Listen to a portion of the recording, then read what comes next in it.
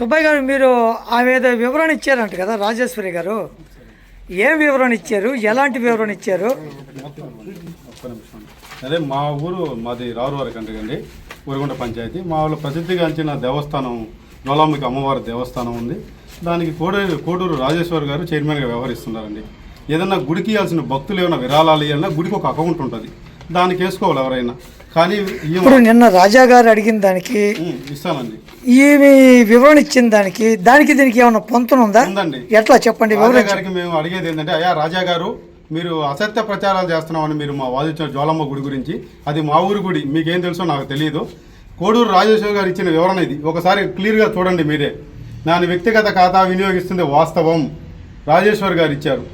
మధ్యకాలంలో CPM party మేము communist party వాళ్ళం అని చెప్పేసి కొన్ని చోట్లకు పోయి లేఅవుట్ వాళ్ళ దగ్గర వాళ్ళని బెదిరించడం, అదేవిధంగా కొన్ని చోట్ల ఈ గుడిలో ఏదో వాళ్ళ వ్యక్తిగత స్కానర్ పెట్టారని చెప్పేసి మేము కమ్యూనిస్ట్ పార్టీ వాళ్ళని మిమ్మల్ని మేము రోడ్డు మీద వేస్తాం, కమ్యూనిస్ట్ పార్టీ వాళ్ళతో పెట్టుకుంటాయని చెప్పేసి వాళ్ళు అక్కడక్కడ మాట్లాడటం జరుగుతుంది. దీంట్లో నిజమేంత మరి ఎవరు వక్రీకరించారో మీరు ఒకసారి చూడండి. అంటే మీకు చైర్మన్ గారు ఎంత వాటాలు పంపించారో అది ప్రజలకి మాకు కొద్దిగా అనుమానంగా ఉంది, మీ మీద కూడాను. దీన్ని కూడా మేము చట్టపరంగా చూస్తాం, మా మీద అభియోగాలు పెట్టారు కాబట్టి. అదే రాజేశ్వరి గారు స్కానర్ పెట్టున్నారని చెప్పాము, అది అవాస్తవం అన్నారు.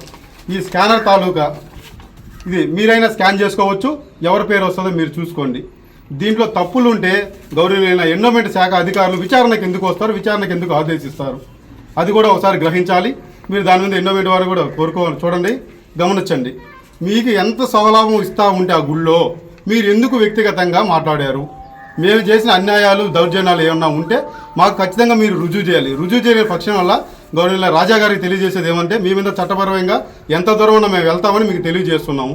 ముఖ్యంగా తెలియజేసి అంటే జిల్లా కార్యదర్శి గారు మూలం రమేష్ గారిని కూడా కోరుకునేది ఏంటంటే, అయ్యా మీరు ఒక సమస్య మీద వచ్చేటప్పుడు దీంట్లో నిజాలు తెలుసుకొని గౌరవమైన సీట్లో కూర్చొని మీరు వాళ్ళకి తెలియవలసిందిగా చేస్తున్నాం. వాళ్ళ మాటలని మీ పరువు భంగం కలుసుకోవాల్సిందిగా చేసుకోవద్దని మేము దయచేసి మిమ్మల్ని కోరుకుంటున్నాం. మేము ఈ వీడియో గురించి మీ అభిప్రాయాన్ని కామెంట్ రూపంలో తెలియచేయండి.